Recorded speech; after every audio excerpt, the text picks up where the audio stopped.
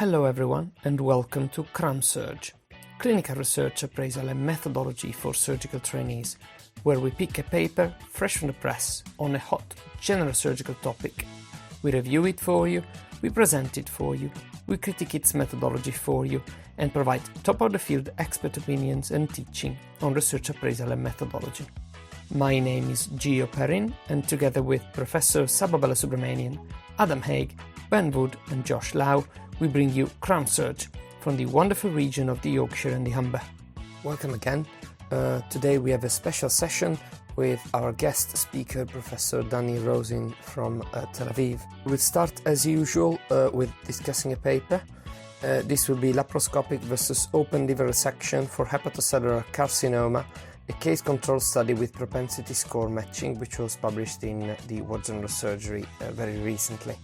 As mentioned, after that, Prof Rosin will talk about the editorial process for surgeons, particularly as it applies to the World Journal of Surgery, as he is an associate editor there. I'll leave you to it then. So thanks again, everyone, for joining. As you can see, today we are going to talk about a paper that was recently published in the World Journal of Surgery entitled Laparoscopic versus open liver resection for hepatocellular carcinoma. And this is a propensity scored matching type study. It comes from a single institution in Japan, a fairly high volume center in terms of liver resection. And it was, as I mentioned, published very recently, just in April 2021. With me presenting today is Wasif, one of my registrar colleagues in the Yorkshire and the Humber region. And Wasif, so what do you think about the premise of this paper and the title? Relevant topic? Thanks, Gio. Yeah, I think it's a relevant topic. So, I mean, we had a look into this. Hepatectomy is an effective treatment for hepatocellular carcinoma. Although perioperative outcomes of hepatectomy for HCC have vastly improved, post-operative complications can occur in some highly invasive and complicated cases. Conventionally, open surgery was the mainstay of treatment for this. However, more recently, laparoscopic liver resection is now becoming the accepted worldwide technique. There are a number of advantages of laparoscopic surgery, not only in HCC, but in other settings. These include quicker recovery due to a reduction in complication rate, which in effect leads to a reduction in hospital stay and earlier discharge for the patient. The caveat remains that this disadvantage persists when you correct for the difficulty of the procedure in the HCC context remains to be seen, I guess. Excellent. So in this background, the aim of this particular paper is to clarify whether laparoscopic hepatectomy for hepatocellular carcinoma can contribute to reduction in risk of postoperative complication.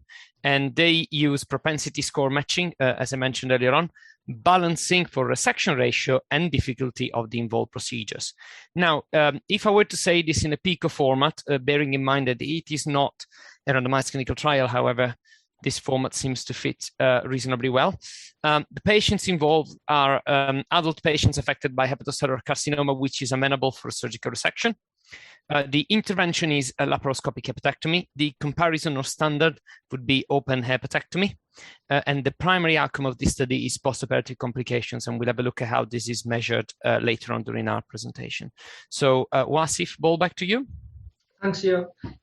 So there's a retrospective study which was carried between 2011 and 2019. As Gio's already mentioned, the key factor for this study was looking at propensity score matching. A number of variables for this were used. Some of these are age, sex, BMI, hepatitis infection, previous history of hepatectomy, platelet count, Child-Pugh score, and so on.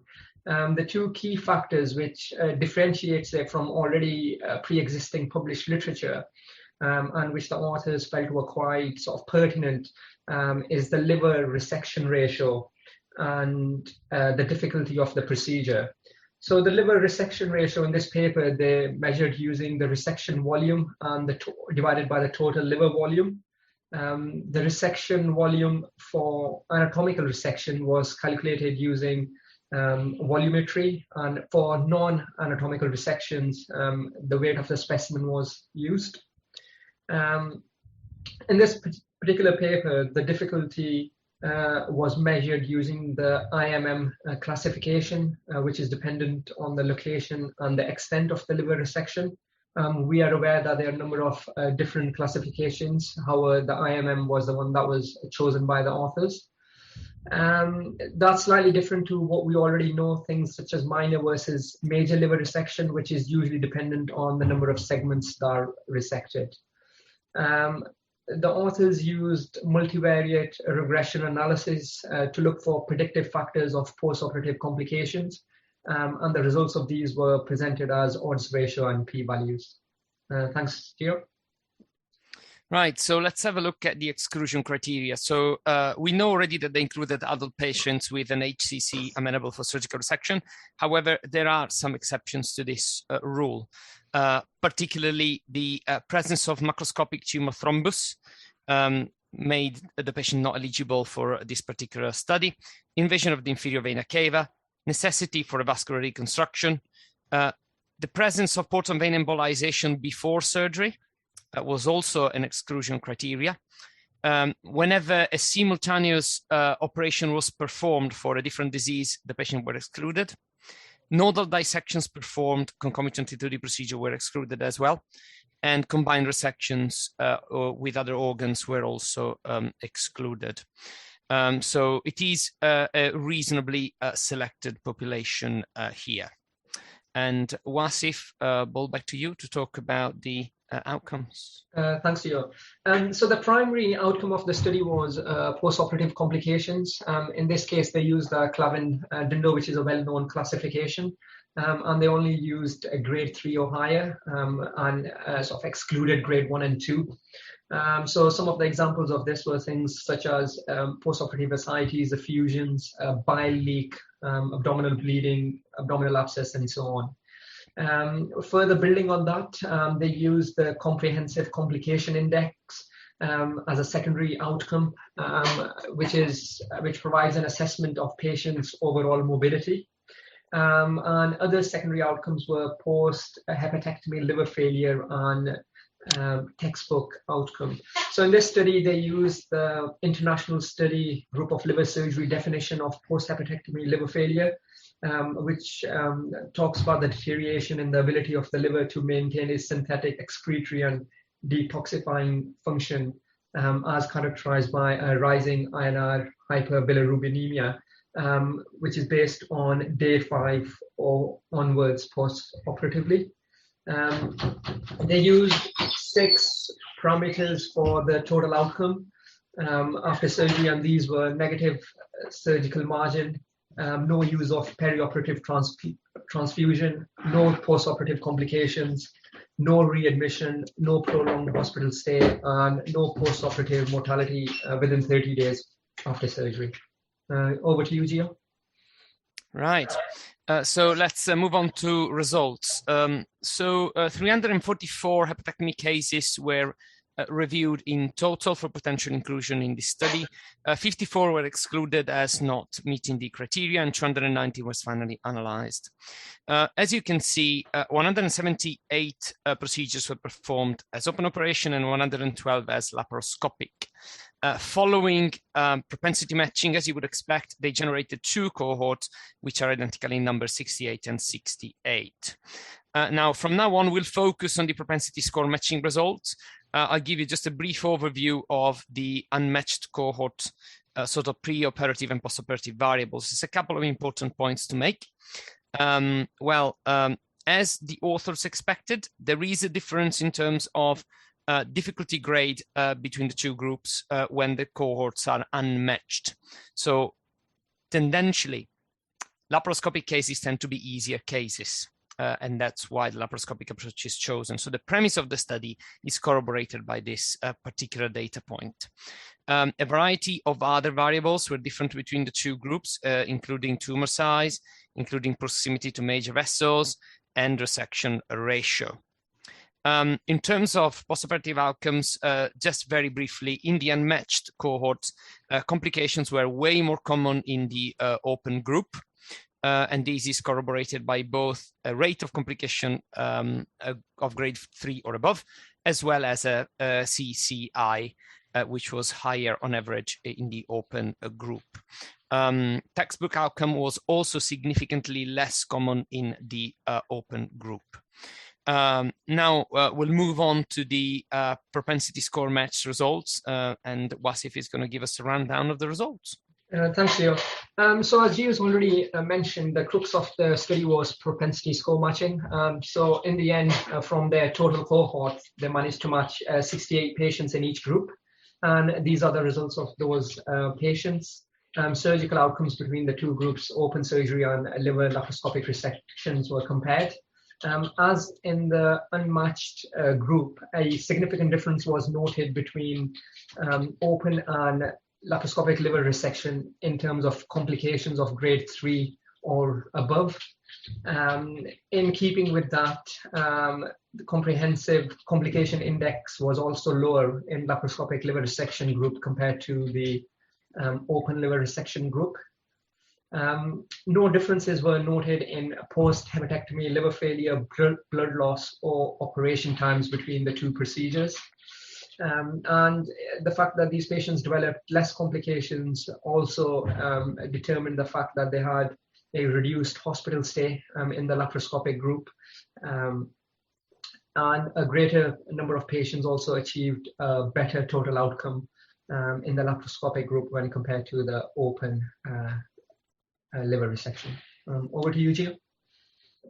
And finally, the authors also performed multivariate logistic regression analysis to determine which factors were actually associated with better outcomes in terms of Clavien-Dindo grade 3 or above complications. And it's not entirely clear to me reading the paper whether this was performed on the entirety of the cohort, which I think would be the best way to do it, or just on the matched patients. But generally speaking, a variety of variables were associated with a reduction in complication rate. However, only 2 actually were confirmed as statistically significantly associated with better outcomes on multivariate logistic regression, and those are surgical approach. So a laparoscopic approach does reduce surgical complications, and proximity to major vessels. So back to you, Wasif, for their self-reported limitations. So the authors have reported a number of self-limitations of the study, the biggest one being the small number of patients that were involved in the study. So overall, they started off with roughly 290 patients, and after propensity scored matching, there were only 68 patients in each group. Obviously, this makes it difficult to see whether the results are generalizable to other institutions or not. Again, the results are reported from single institution, which is the limitation of the study. There's also the limitation in terms of if the surgeons had to learn the laparoscopic technique and therefore the learning curve involved. The IMM classification that was used itself has some limitations, such as it doesn't account for previous surgery that the patient has undergone. Over to you, Gio. Yeah, so there's another few points that we kind of picked up as we were reading the paper. I'm sure you noticed at the beginning I didn't read the full title, and this is because I don't think this is a case control study. I think this is a cohort study which uses propensity score matching as a technique. There's a few other points. Obviously, we do know that in the past 50 years, mortality and morbidity from liver resection has declined significantly. This trend has obviously started to level, but we are still seeing a year-on-year change with better and better outcomes. So I think perhaps correcting or matching for a year where the surgery was performed could have been a good idea. But that would have obviously restricted the number of propensity score matched patients even more, probably. Surgeon effect is important. Now, this is a single institution study, and it would have been interesting to see how many surgeons actually perform laparoscopic resection and open resections, and how many of them actually performed exclusively one rather than the other. There's a few points that have been, I think, pretty heavily discussed in the HPB literature about oncological outcomes of these types of resections. And it would be interesting to know perhaps the disease-free survival or longer-term survival that obviously is not included in this particular study. The oncological outcome seems to be comparable in terms of R0 resection, but as we know from a variety of experiences, both here in Yorkshire and in the Eastern countries, R0 resection does not always correspond to long-term outcomes. There surely has been a change in post-operative protocols in the past sort of 10, 15 years, and this study spans throughout quite a few years, so it would be interesting to know a bit more whether that could be a further confounder. And finally, I think this is more of a point for our audience, UK audience here. We do not see probably as many HCCs as the Japanese centers do. Most of our liver resections are related to colorectal cancer more than anything else. So to conclude, in the words of the authors, laparoscopic liver resection for HCC is effective in reducing the incidence of postoperative complications. And in the table, you can see a few points that we have made throughout the presentation. And this brings us to the end of this paper discussion. So if there are any questions, feel free to ask. So as usual, I'll try and give you a brief overview of the discussion we've had. As noted, this is not really a case control study. So the first question that rises is, what is a control study and what is a cohort study? Detailed explanation about study designs, I'll refer to our chapter 2, types of study and designs, which you can find on our website, cramsurg.org. But in brief, in a cohort study, individuals are selected based on a particular exposure or a particular reason and followed up in time to determine an outcome. In a case control study, a group of patients is selected as affected by a particular outcome, and we then go back to look at exposure and compare them with a matched population that is healthy, not affected by the disease. Methodologically speaking, the key component is when we define exposure and outcome and how this is evaluated. Furthermore, we talked about propensity score matching and the limitations of this technique. It is a technique that is useful in terms of creating two equal populations based on a variety of variables. However, it does introduce unavoidably a degree of selection. It is therefore obviously not as methodologically rigorous as a randomized controlled trial. At this point, I will leave you to Professor Rosin lecture. Enjoy. Firstly, I'm hugely grateful for Professor Rosin to agree to come and talk to us. We're just a small group. He's a very busy man, so I'm extremely delighted and honored to have him here. So Professor Rosin is an associate editor of the World Journal of Surgery, as you have heard. He is head of ambulatory surgery and deputy head of surgery and transplantation in Tel Aviv, where he's an associate professor, and then he's trained in Israel and the US. Now, I've never met him in flesh, although I see him now, but I have known him from his writings on a group called Surgenet for many years now. And I know that he's a very talented surgeon from the videos that he has posted. And from his writings, everyone on Surgenet would agree that he's a very wise and thoughtful man. At the same time, he has an amazing sense of humor. So that's the short introduction. And again, thanks, Danny. I know it's well beyond 10 o'clock for you. Really appreciate you joining us. Thank you very much. And it's really flattering. And I'll just share my screen. Let me see if it works. Okay, so we'll be talking a little bit about what happens in the journal that I work for, that I think it's quite common in most of the journals, most of the leading journals, the way the things go behind the scenes, and how I think it's important for those who write papers or intend to write papers to know what's the process actually in sometimes they ask themselves, why does it take so long? There are many things that go behind the scenes. So first of all, a few words about who's actually doing this work of peer review. And in the journal, we have the reviewers, which are usually experts in the field, and the papers are sent to them according to their expertise. And there's an editorial board, and the editorial board actually is comprised of reviewers, but those that do it for quite a long time and dedicated and prove that they are worthwhile. And basically, to be an editorial board member is an honor, but you tend to do the same, maybe more of the same, and review papers.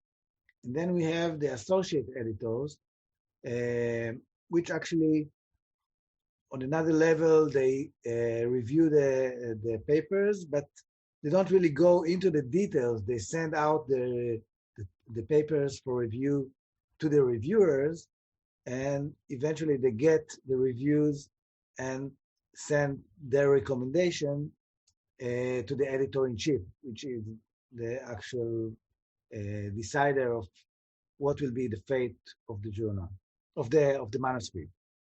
But we have to remember that we have the editorial manager, which actually takes care of everything. So she's the one that do the hard work of allocating the papers and following up and handling all the computerized work that we have to do. Everything is now, of course, online. So if we talk a little bit about peer review and why is it important, what is the process of peer reviewing, it's very important because this is actually a way to improve the quality of the papers, because it goes through surgeons, in our case, or doctors that are proficient and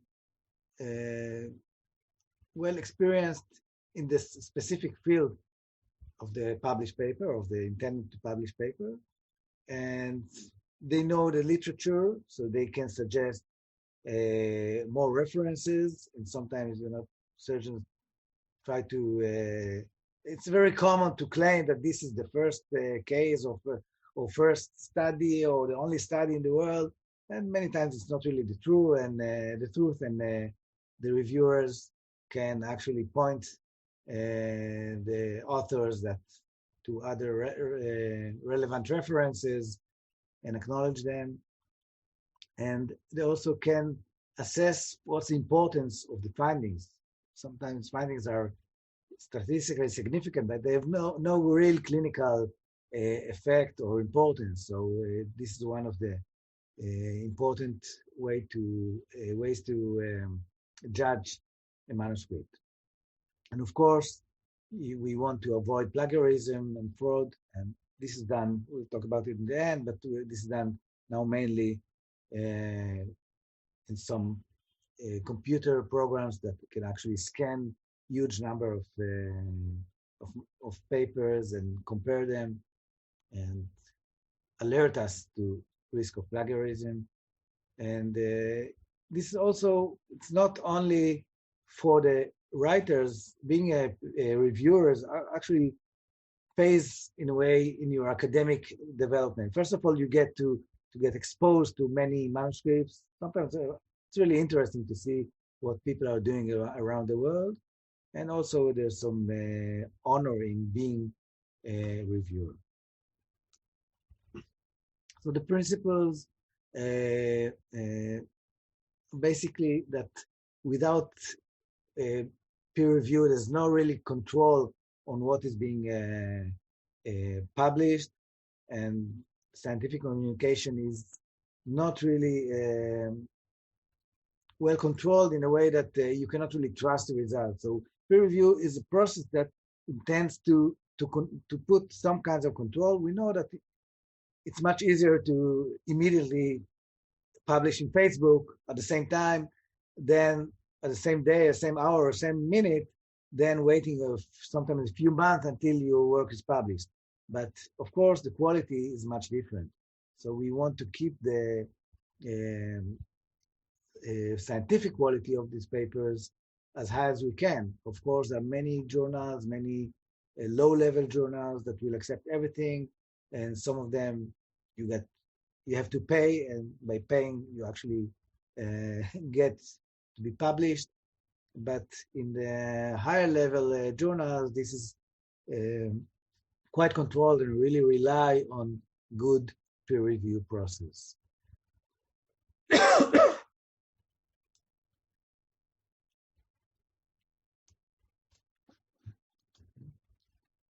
So how do we do the peer review? First of all, we get a first impression.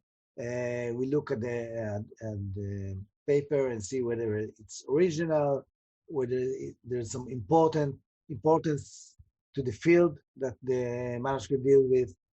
And we look at the structure, we look at the language. Some of these manuscripts are being sent back just because they don't look well. The language is not really appropriate, and that's maybe a bias because most of the journals that we deal with, we read, are English based, and there's some advantage, of course, for English speaking surgeons or writers, but we get a lot of papers that come from other places where English is not the first language, and sometimes they're being rejected or at least returned for revision because the language is not enough to be published.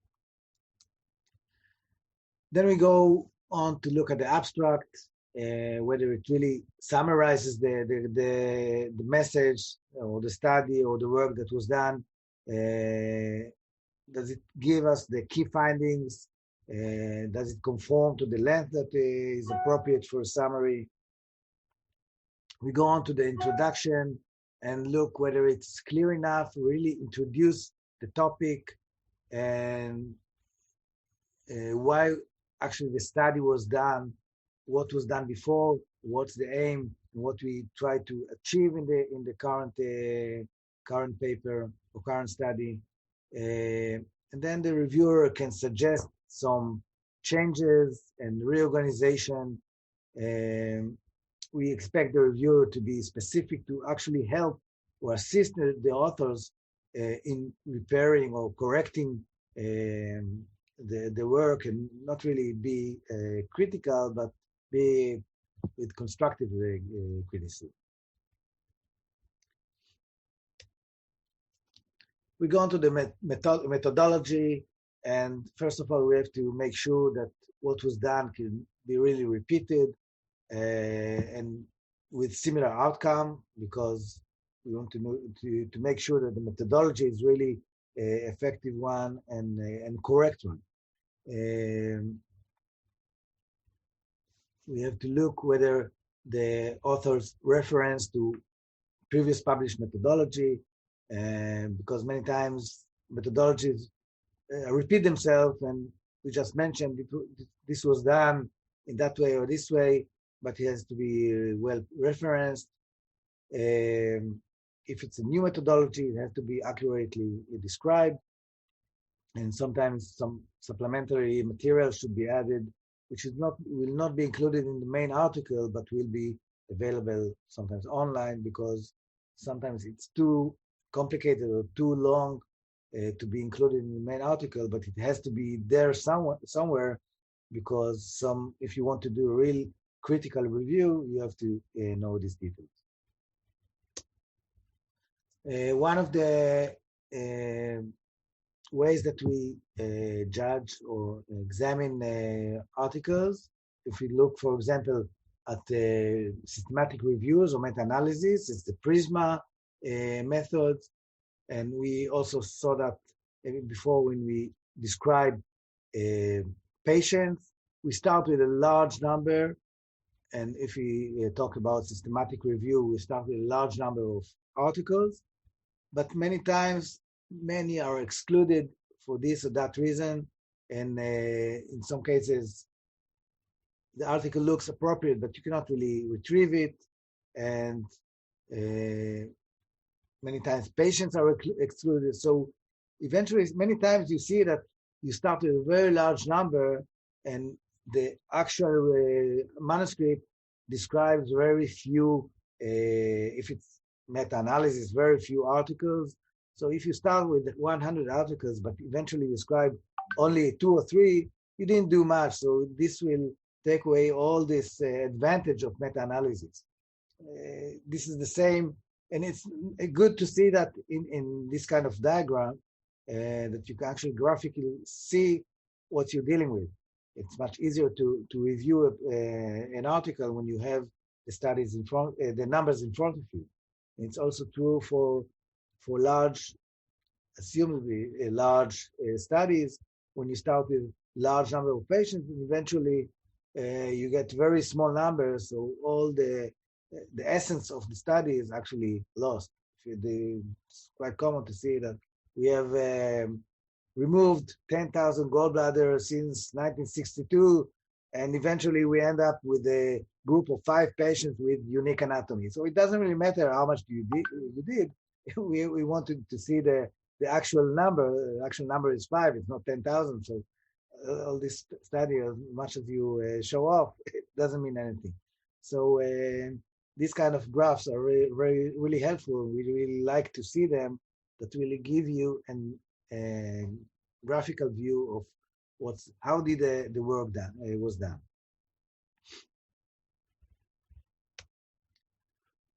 Then we go to the results and the discussion, and the reviewer should suggest improvement, because the main reason to do a peer review is not to attack the author, but actually to help him to get to do a better job and get a better paper done. And many times this revision, sometimes more than one revision, really brings out a better paper to the journal. So it's really an important task, and you have to comment on the logic and the justification of your conclusions, and you have to comment on specifics like the figures, the tables. You really have to go into the details of the article in order to create a good review, and then you have to phrase it in a way that will really help the author to improve the paper, or in a way that will really describe why this paper is not really appropriate for publication in this specific, at least in this specific journal. You may suggest further work, additional experiment, going back to the raw data and reanalyze it. So there are many changes that you can suggest in order to get the article to being to get accepted. And with some authors will just say, okay, this is too much for us, we'll just go to another journal which will accept it. And many times you can find another journal, but many authors really are keen to get their work published and do this revision and go back to the data and reanalyze it, rephrase it, rewrite it, and actually come up with a better article, better paper. Then we have the conclusion, which has to be a really short comment on why the study was done and what's the difference that it makes, and why is it important to publish it. First, it's actually the essence of the article. It's not a real summary. The summary is actually in the abstract, not in the conclusion. But this is like few sentences that give us the gist of the article itself, and what are the results, what are the implications, and why is it important to publish it, and what will maybe affect the practice of other surgeons. Then again, we have to go into the details of the references and the tables and figures, and check the accuracy and comment on them, and see that everything fits, because the tendency to browse through the references and just have a look at them. Many times, it really makes a difference if you have good references. Sometimes authors just collect a lot of references that are not really related to the topic, just to get a nice list. So we have to go over that as well. So what makes a good reviewer? The review should be comprehensive, really helpful. So of course we expect everything to be on time. There's limited time. We don't want to the author to wait too much. Usually within a few weeks, 2 or 3 weeks, that's the allocated time for the reviewer. We expect well-founded comments and, as I said, constructive criticism, be objective, and we expect the reviewer to give a clear recommendation to us or to the chief editor. What should we actually do with this paper? So if you look at the process that this manuscript go through from submission, so first there's some pre-check and we send it for a peer review, and then we can get a recommendation whether to accept it. If it's really exceptional, really accept it immediately, but many times we send out the papers for revision. Can be minor revision for a few details or language editing or things that are not really essential to the topic, but to the format of the paper. And many times we actually ask for a major revision, but these revisions, I can tell you a secret, most of the revisions eventually end up with acceptance. If you get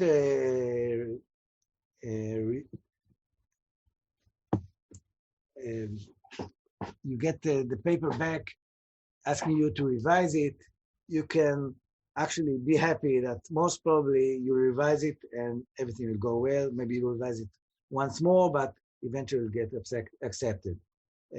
Some of the rejections are immediate. We don't really even send her to peer review because it's obvious that this is below the level of the journal, but most of the papers will get a professional peer review.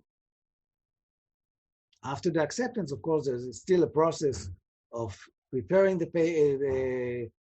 paper for publication, the proofreading, and all this preparation of that leads to the publication itself.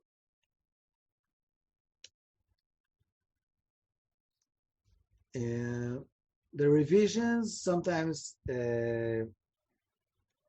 we have to re-review papers that were sent for revision, came back, and then we send them again to the same reviewers that already saw the paper and reviewed it initially to see whether the replies of the authors or the corrections that were made are really appropriate and according to what they suggested.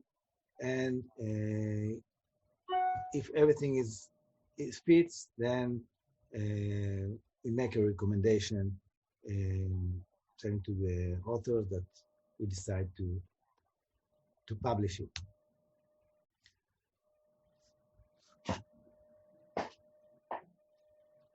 One more thing that I want to mention is the detection of plagiarism. I mentioned that before. This is done mainly electronically now. There are many ways to do it. Every journal uses a different format, but there are online ways to actually compare what was sent as a written text to multitude of other papers that are in the database. So eventually you get a percentage of how much similar this article is to other articles. And it's very easy. You see, you get a nice report with percentages and colors, and it's very easy to say to the author, okay, here your percentage is above 30, 35% of concordance with other articles, or maybe your own articles in the past. So you have to either reject it or revise it. It's unfortunately, it's quite common to see that. And that's why we need these modalities of electronic detection. This goes almost automatically through the editorial manager. It's not actually the work of the peer reviewer himself, but actually done by the editorial manager. And this is, as I said, unfortunately, we see it more and more today, the pressure to create papers, to publish. It has financial implications. It's an honor, you get promoted, and people are doing things that we really don't like them to do. And there are many ways to detect them and catch it. But eventually some of them are being published and eventually retracted because they found it only later. But this is actually being done for every paper before publication.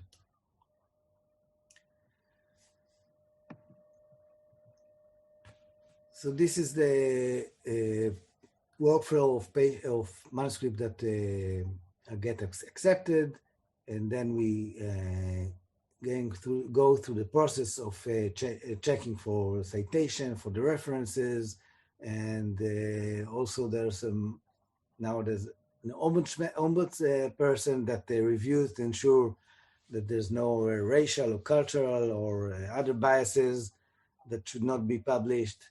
And we check everything everything should pass, and then sometimes we invite, if it's really interesting topic that needs some other comments, we ask for invited commentary on articles that seems to be more leading the topic, or maybe have a way to really change the practice of surgeons.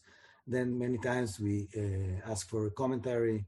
It's like an editorial about the same topic, referring to the article itself and the topic in general.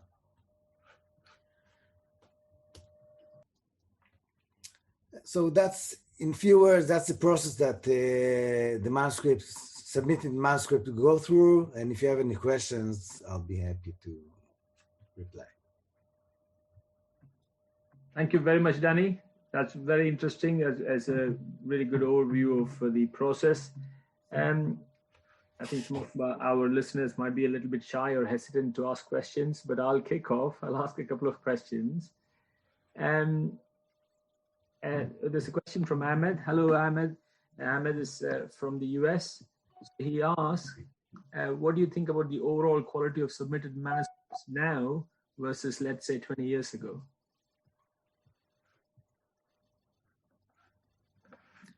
It's really difficult to say, because the process is much more complicated, and the threshold for acceptance, at least in the leading journals, is much higher.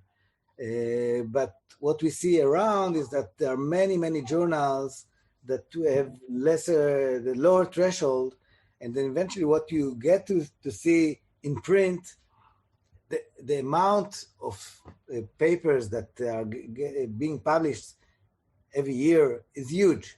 So you can see everything.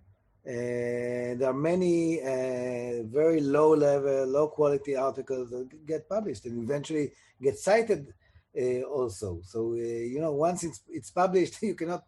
It's very rare for a paper to be retracted or erased for maybe to just being ignored. But many low-level articles are being published all the time.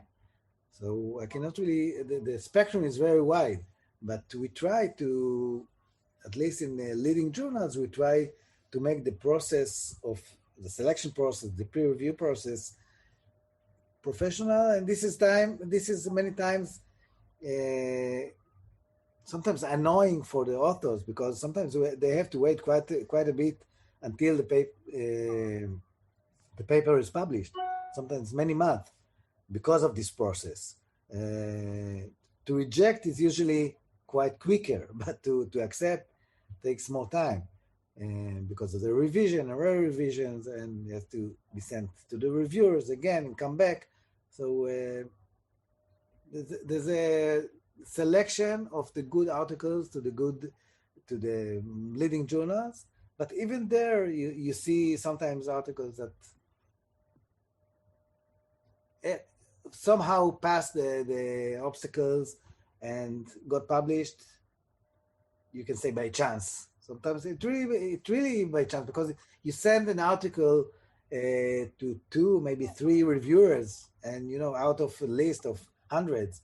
So there's a lot of, it's not very objective. There are some criteria to use, and as I showed, there are some ways to do a good peer review, but it's not always done. So we see, I think eventually we see more articles that are of less importance. People are stressing their using a lot of statistics, of course. It's mandatory to use the statistics, and many times the result is statistical, but less clinical, or with less clinical importance. So good questions, which I don't have a very strict answer for that, but we see a lot of, the spectrum is very wide. Yeah, thank you. Just for our junior doctors' information, tell me if I'm wrong, but all of the work that you do and the work that's done by members of the editorial board and the editor, this is work done in a honorary capacity, right? You're not being paid. I know reviewers don't get paid. No, it's you can say honorary. Yeah. Honorary, yeah. So the next question for me is that there are some people who seem to think that the first publication in a specific journal, like say the World Journal of Surgery, the British Journal of Surgery, is a bit difficult. But then once you get a paper in, and therefore if you publish before, then the chances of acceptance becomes a little bit higher. Is there any truth in that? I'm not sure, man. If you're really a leader in the field and you have a lot of papers and they know your name, and maybe it may affect, but it's not that like you did once and then everything will go very smoothly for you and you don't have to work hard. That's not like that. It's true that if you're leading in the field, you come from a central leading place with a lot of experience, the numbers are bigger, so it's easier for you to publish. But of course, there's a bias here as well. But it's I can say that it's true psychologically, because once you get over your first paper and you get to know the format, you get to know how it works, then there are some barriers, psychological barriers that may fall, and you can continue to do that. You see, it's not that difficult. It can be done. So in that aspect, yes, but regarding the acceptance, I'm not sure. Okay, great. So Dario is asking, what's your opinion about open access journals, and are the processes you presented respected in these open access journals? I don't like them. Like I said, I don't like it. I never sent to open access. I mean, some of the open access is part of the main journals that they see that the article is very important. They open that as an open access. That's a completely different thing. But the open access journal are paid journal. You have to pay for publication. And once you put the money in the process, it's not the same process. I mean, it's you get some kind of positive bias into the process, and I think the interest to earn money is I mean, they claim that they are peer reviewed, but I think it was differently. So I don't like to. I never sent to open access journal, and I also don't like to get reviews. When they ask me for review, I just don't accept that. I don't like to cooperate with this, but I know it's there. It's a huge business, and it will not disappear easily. Yeah. Many times, if you think about, if you want to see your name in print, you can do that. But if you want to keep yourself within the quality journal, which also have academic importance, but because eventually, if you publish in open access journals, it will not have a lot of academic. You don't get a lot of academic points for that. Usually, the grading is less. I mean, they can be very popular because they are free, but the academic quality is lower. So you don't gain much from publishing there. Yeah, thank you. Just one other question from me, and then let's see if anyone else has a question. So is there a lot of pressure, or if there is, how much pressure is there to on the editorial board, on you, on the editor-in-chief, to try and increase the impact factor? And would you then prefer certain types of articles like systematic reviews and meta-analysis because they might be cited more often? I think it's there. You're right. It happens, and we take that into consideration because the quality of the journal. I mean, it's like feeding itself. So if you get a high impact factor journal, you get more important articles being submitted to that journal. So it's circular, and eventually, it's one of the aims of the journal to increase its impact factor. So, and indeed, the publishing consensus statements or good guidelines, reviews, which will have large, wide readership. Usually, we love these papers. Yeah, that's true. Yeah. It still doesn't mean that we'll accept them without, regardless of the quality, but. These are articles that really increase the impact factor. I think they have some kind of preference. Yeah, great. Thank you very much, Danny. I really appreciate this. So I don't think there are any further questions. I would like to ask one. Yes, go for it. Very quickly, if that's okay. Now, you mentioned that as an associate editor, you receive quite a lot of papers and you do some sort of first screening in terms of the relevance.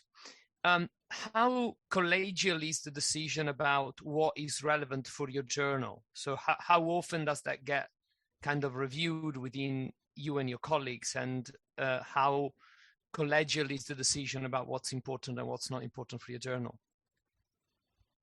The triage or the immediate rejection that we do is, if we see that it's really unrelated to the topics that the journal deals with, that's easy. We can tell the author, okay, it's not really appropriate for this kind of journal. Find something more specific, but that doesn't happen much. Most of the immediate rejection or immediate selection is done due to really low quality that you really don't want to spend too much effort on your reviewers send to reviewers it's actually reviewing is a really tough process. I mean, sometimes you can do it quite quickly, but you don't want to send very low quality articles to reviewers who prefer to keep them for the real work. So most of the immediate selection is done based on quality. Low, you see that's really low quality, very low numbers, unrandomized, or very poorly written articles. So we try to keep the triage of these articles to certain minimum, not to give the benefit of doubt of peer review to most of the articles. Lovely, great, thank you.